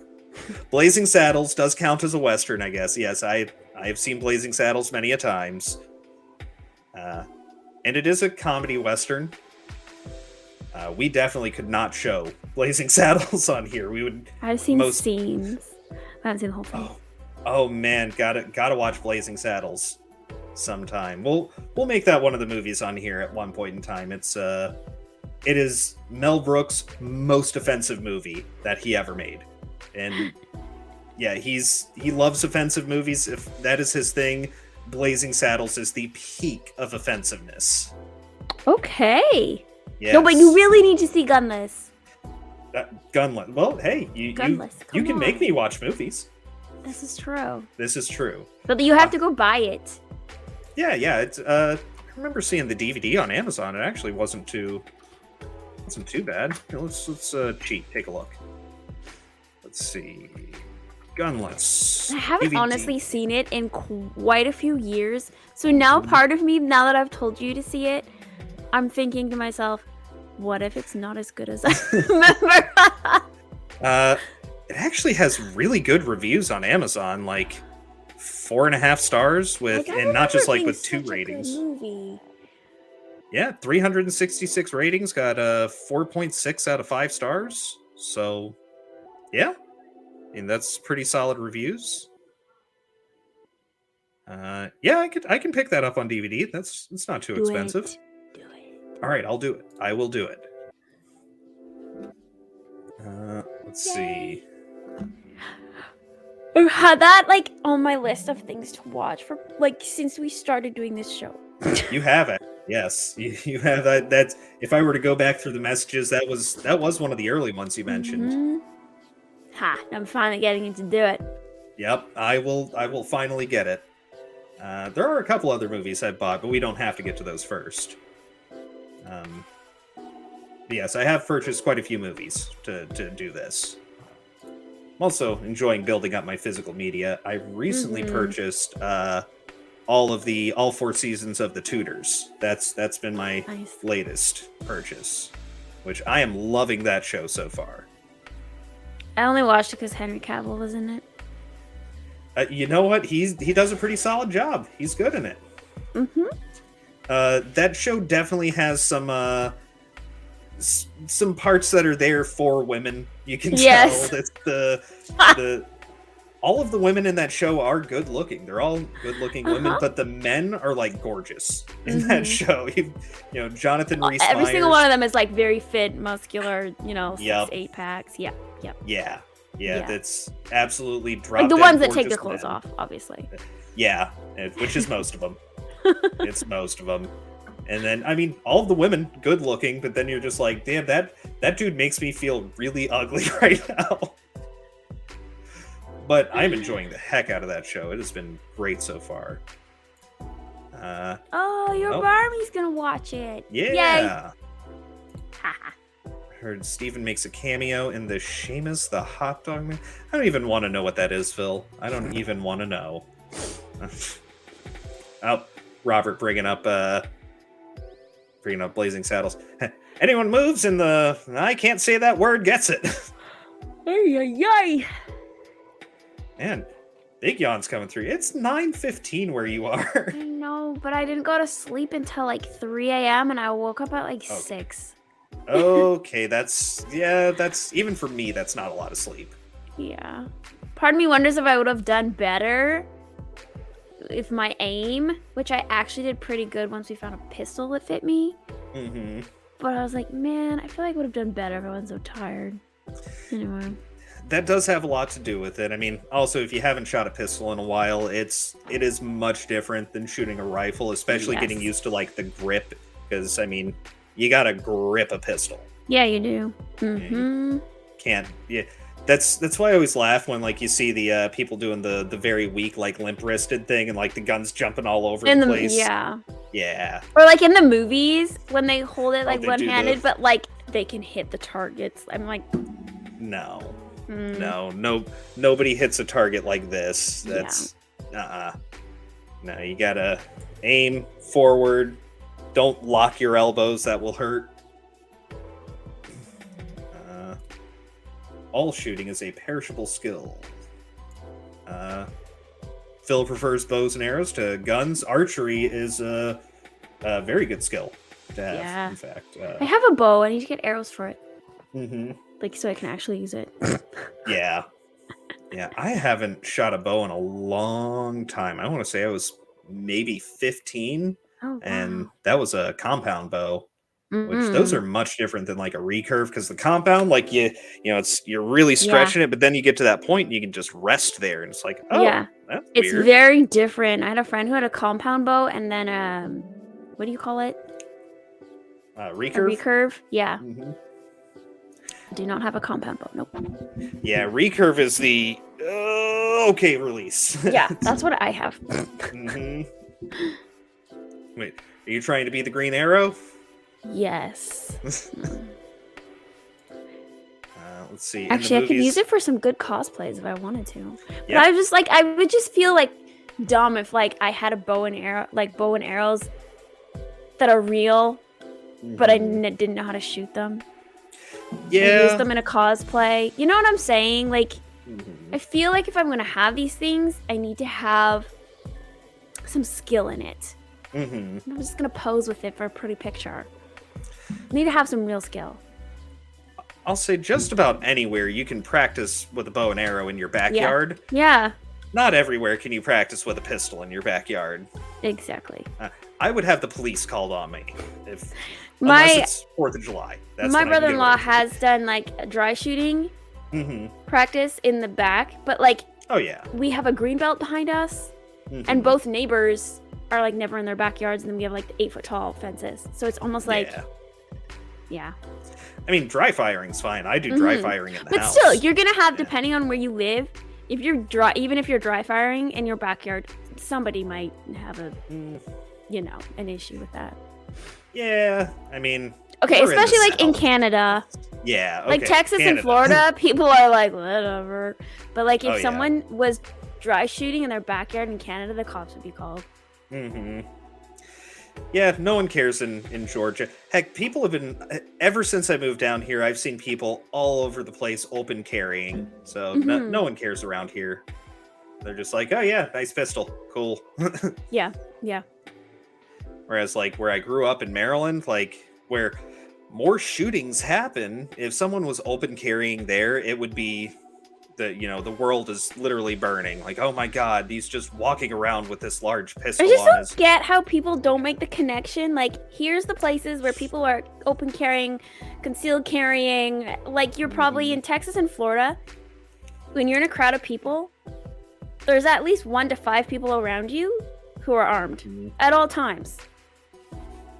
Like, I had that. We're not shooting each other. We're not having to shoot like. Yeah, you're likely to get shot because you just pull out your gun randomly in a crowd down here. Yeah. Like, I had that exact conversation with someone. I can't remember what movie I was going to see, but it was not long after the Dark Knight Rises shooting in Aurora.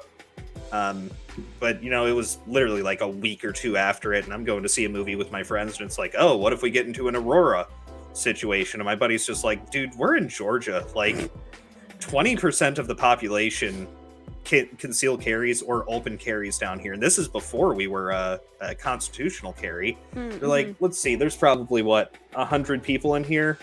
There's at least 5 guns in this theater right now. Yeah. It's like, that actually makes me feel a lot better.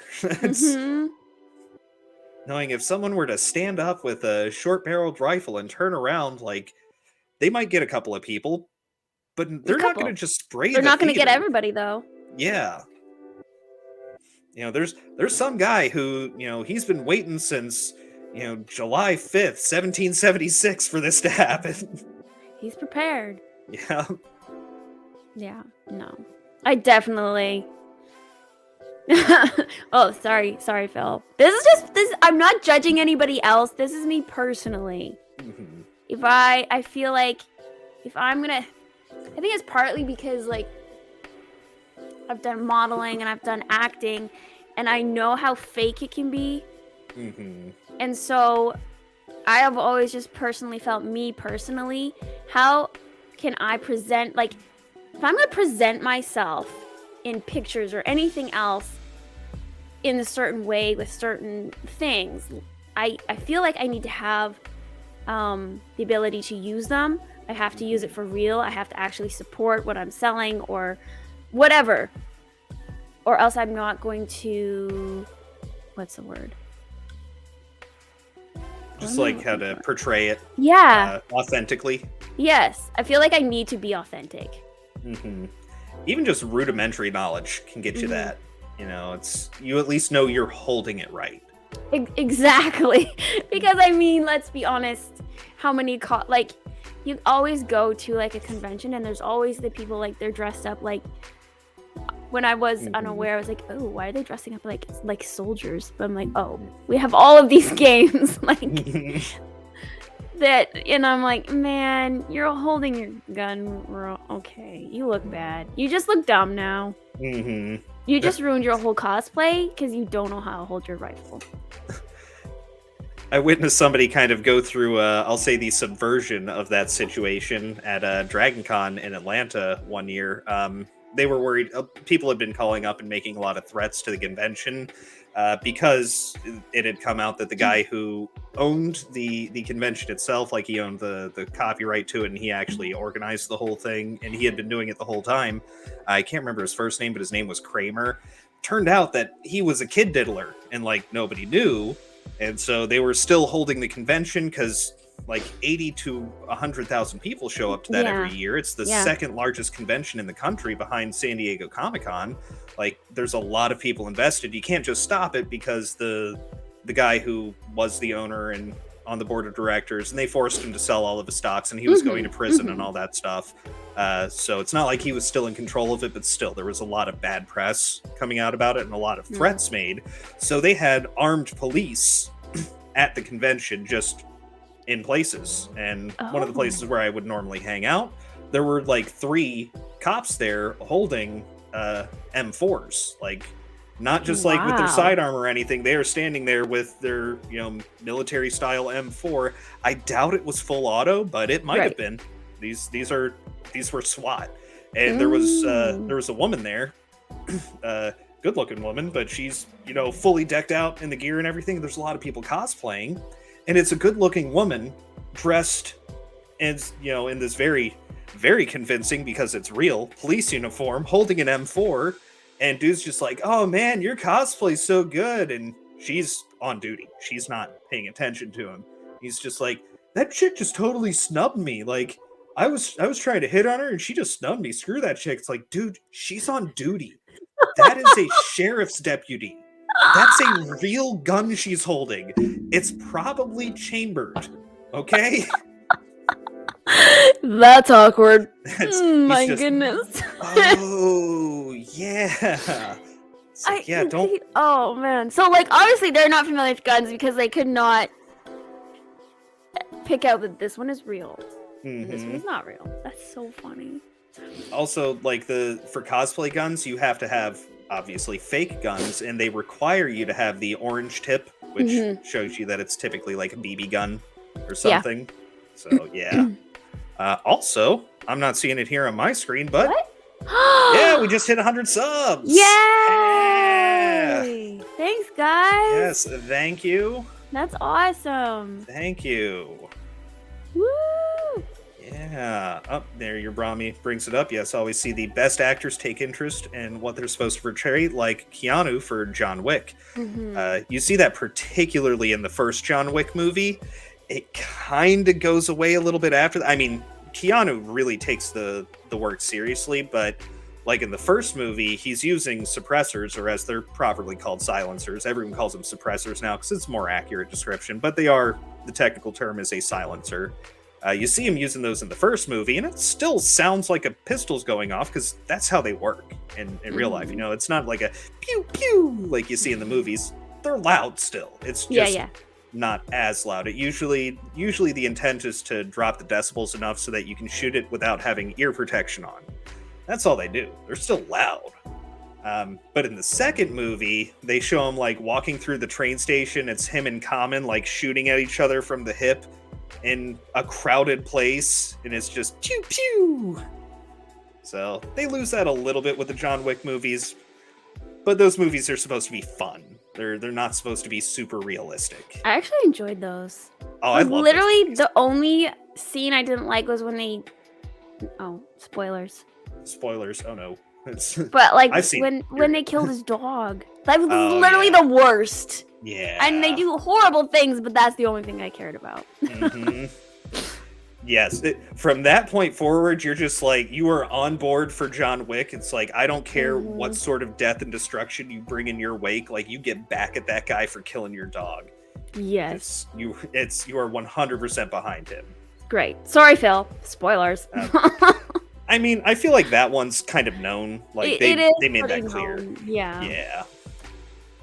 But I would suggest, if you're ever wanting a just sit down, shut your brain off, and enjoy a movie kind of night, John Wick's perfect. I need for to buy those. They're not too expensive, actually. I bought the box set of the 3 movies. I think it was like $20 and that's for Blu-ray and DVD, digital, the combo pack. They aren't too expensive. They're supposed to be coming out with the 4th movie not too long, I think. I don't know if they've done an announcement. Let's see. Just says 2023 so far. But yeah, we'll see. Oh, they're gonna have Donnie Yen in it. Cool. Donnie Yen was in Ip Man, for anyone who has seen that movie. And Bill Skarsgård, the guy who's now the new Pennywise, that actor. Yeah, he's going to be in it as well. Yes, the dog. Yes, yeah, and especially his wife gifted. Yes. Yeah. Man, they just got you, like right there. They just got you, and you were totally all in with the movies from there on out. I was like, storytelling wise, that's very powerful. That's one way to get your audience in and committed. Dang. Didn't they spend like $10K to render CGI dog? I think that was a rumor. That's probably a rumor that they leaned into. Oh yeah, there it is. Don't worry, it's only a spoiler for like the first 15 minutes of the movie. Yeah. You know what? Another great movie that I really enjoyed. Elizabeth Olsen did a lot of gun training for Wind River, and you know what? It shows. I normally don't like Elizabeth Olsen and like her other roles. I don't really care for Scarlet Witch in the Marvel movies. I don't really care about the Marvel movies. But Wind River, she kicked ass in that role. She was excellent in that one. And yeah, I think the gun training she did really shows. She plays a rookie cop very well in that. Well, FBI agent, but a rookie nonetheless. She does very well. And yeah, I think they treated her shooting scene like from what I've seen of, I've never been in a shooting before, but from what I've seen of like police, videos and stuff like that, that seemed fairly accurate to how a lot of the situations could play out. So, yeah, why spend thousands on fake dog poop? It was probably a rumor. Probably a rumor, and they just leaned into it. Seen Black Adam yet? No, I have not. Have you seen Black Adam? No. It's so funny because like I review comic books and then everybody assumes that I've seen all the Marvel movies and the DC and the whatever, and I'm like, yeah, no. And I actually don't care. Like I honestly don't care. Yeah. I just don't. I'm sorry. I can't get into it and I don't want to try. You might even be a bit disappointed, kind of like with the Conan the Barbarian movie, which I enjoyed, but I do agree with you. Which is totally better than a lot of the modern Marvel movies are making, so, you know. But I do agree with you as to why you didn't like the movie. They didn't get the character right. And so I totally understand that. Let's see. This is, was decent, but not the best comic book movie. But it was decent. I typically don't go out of my way for a movie that's just decent, unless I'm like you were saying, unless I was just folding laundry and watching a movie. I actually watched the John Wick movies on Christmas. I, went out with to the in-laws, had dinner and all that, and then came back home just because I wanted to be alone for a little while. And so, I was like, you know what? John Wick movies, perfect to pop on. And I sat there and played Pokemon, watching John Wick. Nice. Yes, they farm CGI out of sweatshops in Malaysia for pennies on the dollar. They're not exactly sweatshops, but they are CGI farms, which is why CGI has gone so downhill. South Korea has a lot of those as well. Crazy. Yeah. Let's see. Yeah, they fire Henry Cavill, but keep Ezra on board. Oh my gosh. So they were talking about this earlier on Friday Night Tights. I kind of had that on in the background while I was getting stuff ready for this. And I think they made a good point about it. And, my opinion on it, which they didn't talk about, I think that Cavill, Gal Gadot, and Ben Affleck, I think the reason they're getting fired or they're getting let go from DC is because Warner Brothers is out of money and they can't afford to pay them what they're worth anymore. I think that's part of it. And I think they haven't officially fired Ezra yet because they want to try and release the movie and make some capital off of it. And it wouldn't be a good look to be like, oh, yeah, we hate this guy. Screw him. He's awful. But go watch his movie that we really need to make money on because we're about to go bankrupt. True. So that's true. They're probably going to release the movie and then very quietly walk away from Ezra Miller. That would make sense. That's actually, that makes sense. I mean, they're so in the hole for money right now that they made like 3/4 of the Batgirl movie and then chose not to release it because they couldn't afford to pay for not only just distribution, but advertising. I wonder, I'd heard about that movie. I'd never heard why. Wow. That's like the main thing is advertising. You put aside a budget for that. Before you start the movie process. Well, they had it ready. They had it lined up, but because they had so many flops, they were basically expecting to make money off of other films coming out. Well, and they didn't. Black Adam was a huge flop. Major flop from Black Adam. And, desperate for money. Flash was supposed to come out in November. Ooh. It also tested bad. Sorry, I was trying to read and speak at the same time. If they publicly walked away from Ezra, it would secure a higher fan base. Overall, maybe. I think it would give them a little bit of good press for a bit of time, but they want to release that movie. The movie's finished. They're just doing final post-production touches on it. They've already advertised for it. They just want to release it and try and make some money back on it. It's just hard to do both. Of being like, oh yeah, this guy's a obvious horrible piece of crap. He's a groomer and kidnapper. But watch the movie.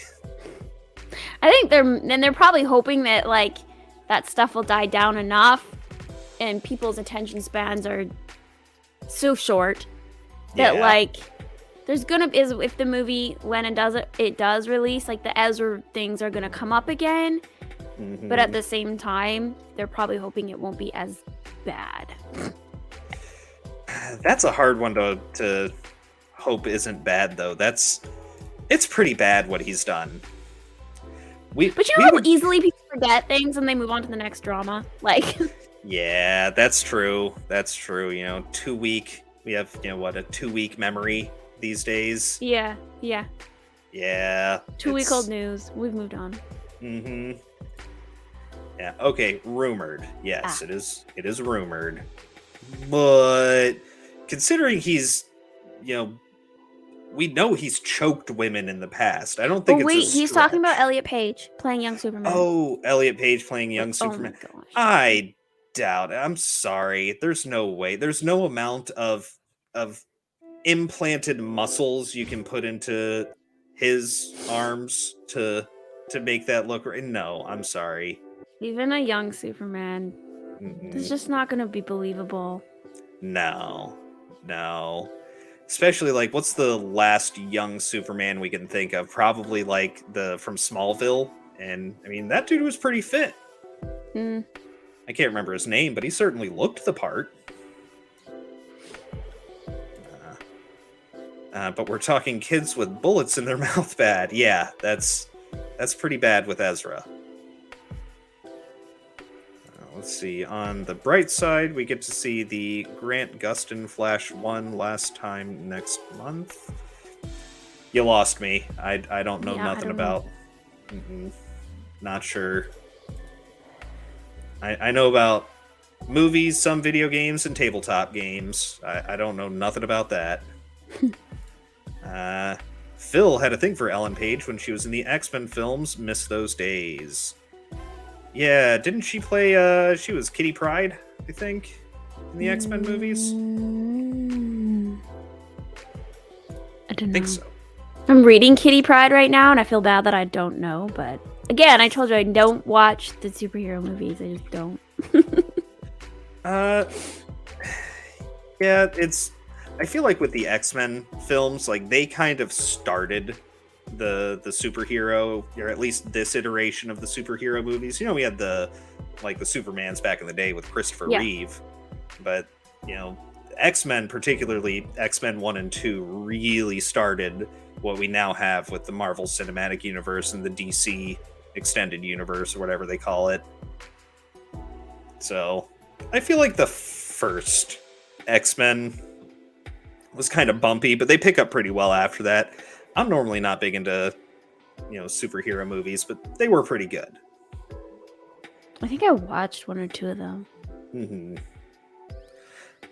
I think a lot of it does come down to Hugh Jackman, because after he found out about Wolverine, because like you watch the first movie and you're like, he's not playing Wolverine very well, because he didn't know anything about the character going into the first movie.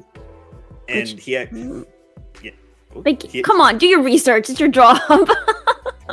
Yeah, he wasn't taking it very seriously, was part of the problem. And he got a lot of fan backlash after the first movie. And so that's when he did his research, and he started bulking up a lot. The motivation of shame. Yep, it worked on him, and he really, he became the guy to go to for Wolverine. And I mean, heck, they still haven't found a good replacement for him yet. Grant Gustin, the Flash from the CW series, where the enemy of the first 3 seasons was 3 different speedsters, just like the Flash. Oh, they're talking about the Flash TV show. Oh, yeah. Somebody told me it was actually pretty good. I haven't watched it. I'll say, well, I'm not big into the Cape movies. Some of the shows have been pretty solid. The Netflix shows, especially early on, pretty solid. Daredevil, excellent show, in fact. A lot of people told me that. I love the Daredevil show. I even like season 3, which a lot of people shit on. I love season 3. I think it's an excellent one. Jessica Jones. I've only seen the first season of Jessica Jones, but that was pretty good too. I enjoyed it. Yep, he'll be hard to replace. Well, I feel like we've just gone down a rabbit hole here. Yeah, we have. Yep, Daredevil, an amazing show. All right, well, to bring it back to the movie we were actually talking about, did you have any final thoughts on Unforgiven? No. Okay. I hardly ever do. Let's be honest. Yeah, it's all good. I don't really have any final thoughts here either, other than highly recommend it. I enjoyed the hell out of it every time I watch it.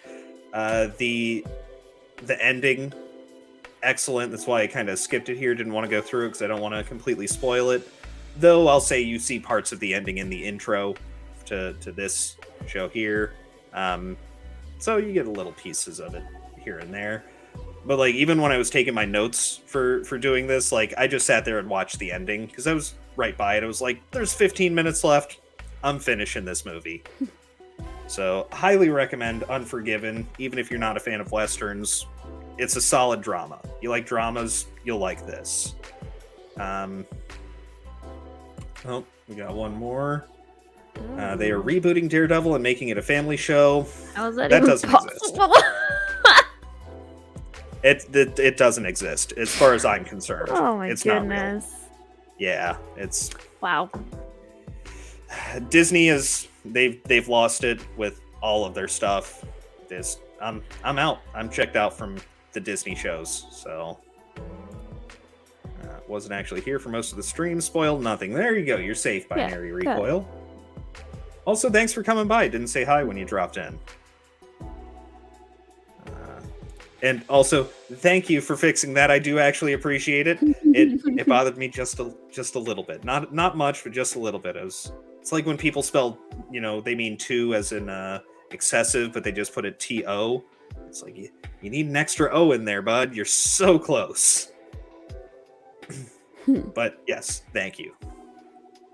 But I think that's what we've got for today. Yeah. Thank you, everybody who subscribed today. Got us up to 100 subscribers on the channel now. Yes. The little milestone. Yeah. Oh, hey, I actually know who. One of the new subscribers over here from an hour ago, it says, I'll be on his channel here in a little bit. Ordsboard. Ah. Doesn't look like he's on yet, so can't raid him at the moment. But that's all right. Just go over and check out Ordsboard. I got the link here, so let me post this real quick. Links for myself and Megan are in the description. So if you wanted to follow Megan, if you haven't already, go over to her channel, give her a sub. Oh, look, Phil beat me to it. Phil got it. Phil's got it. Phil's such a good mod. He is.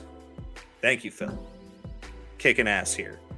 So that I can later kick your ass in Mario Kart. Wow. But keep an eye out on that. Coming. For Ordsboards later. What do you got going on? Whoa. What do I have going on? I'm gonna try and record another video this Sunday, another comic book review. Got Manga Mondays. We're finally starting to record our Pokemon tournament this weekend. So we're going to record it. We're not doing it live. So on Weebs and Waifus, we're going to record all the different tournaments. So that'll be coming up. I have a lot of my Attack on Titan reviews are coming out now on Weebs and Waifus. First 2 seasons are there. And yeah, I think that's everything. Not a lot right now. See, I am about to post. This is your latest Attack on Titan review on Weebs and Waifus. So if you want a specific video, there you go. If you just want to sub to Weebs and Waifus, Phil threw that link in there. Thank you, Phil. He's really quick on that stuff. Phil, do you have just like a document where you have all of these? Pasting. I do. I mean, that's the way to do it. Mm-hmm. Yep, that's what I do on the Tuesday show over at Drew on Supreme Heretic, which is a great segue to you can find me Tuesdays over on Supreme Heretic's channel for the United Resistance stream. I didn't forget it this time. And then Fridays, of course, you can find me here. And then afterwards, Ord's Board. And then Sundays, you can find me on Ord's second channel, Ord's World, for the Sunday morning podcast with myself, of course, Ords and Snowdub. Occasionally, we get Tom from Midnight's Edge or Darth News. So go there, check it out. That's always a good, fun time. Going to be a lot of shit talking later at the on Ord's Board for the Mario Kart stream. Please go check that out. We're trying. That's got some legs. That one's been doing pretty well. So could always use some more viewership, and could always use more people in the chat talking shit. That's what it's all about. We do that to break friendships and then build them up stronger. That's the point of the Mario Kart streams. Yes, Robert. Control C, Control V, done. Lol. Yes, I know. I know shortcuts, hotkeys, I should say. Yep, I do that too, but it helps to have the document ready to go. All the links right there, bam, bam. Yep. Heck, let's see. How long would it take me to pull up my document? There we go. Just to show you how easy it is. Let's do. There we go. Bam, just like that. That's all you need. That's all you need. All right. Binary recoil. Now subbed to 3 more channels. Thank you. I am subbed to so many channels that I am basically just a shadow sub because I don't watch all of everybody's stuff. Like, I honestly don't. I try to watch like at least a few minutes. I try to like the video at the very least, because that always helps. But oh yeah, those silent subscribers, those shadow subscribers. I mean, it happens. Oh yeah, lurkers are also helpful too. Like someone who just watches the video but doesn't like really engage with a lot, just hits the like and watches, which I do a lot. I do it like a podcast, and I listen while I do whatever housework or whatever. Yep. Working out. I just listen. Especially if like a show, which I mean, it's always good when a show's really successful, but at a certain point in time, like it's impossible to be a part of the chat. Yeah, like on Friday Night Tights. I kind of miss Friday Night Tights when it was like 500 to 600 people watching and maybe like 100 of us in the chat. And I was on a different account then, so I had a different name. No, there's like 8 to like 15,000 at a time, like, and hundreds upon hundreds of people in the chat. It's just like, no. And it's just scrolling, and it's so impossible to keep up with. Nope. Had to drop in on so many channels. Not Keely Chow. Dude, Keely Chow is everywhere. She is. Everywhere. Yep. Want to fully replace TV with normal content creators and run the tube as background all day. Yeah. Honestly, I don't like watch TV. I watch YouTube. Yeah.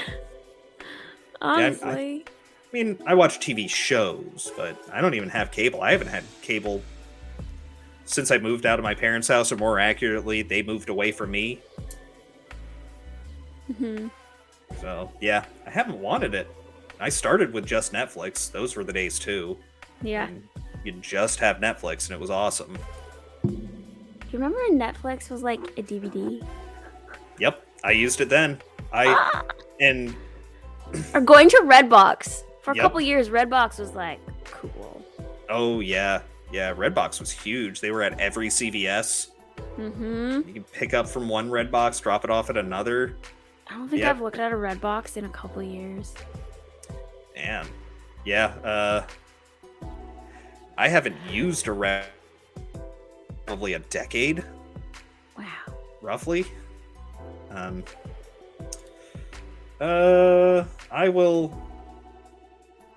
won't say anything about it. Just sail in the high seas. Kicked Netflix when they originally hiked up their price many years ago. Yeah, that's probably a good idea. Probably a good idea. But, sorry, I keep going on tangents here. I think that's all we've got for today, everybody. Thanks everyone for showing up and joining in the chat here. You guys are awesome as always. Watch Unforgiven, good movie, and we'll let you know next week when we're doing just our normal chatting session, just sitting here chitting and chatting for some time. We'll let you know what the following week's movie will be then. Other than that, everybody be excellent to each other, party on, dudes, and yeah. Bye. Oh crap! I'm boomering it again. I forgot Come to on, pull up Stephen. I forgot to pull up the video. Bye. Click. Yeah, here it's bye. Oh yeah, crap! I forgot about that. And No. He's looking at you, kid. Goodbye, Boo. Kitty. Kitty has to go.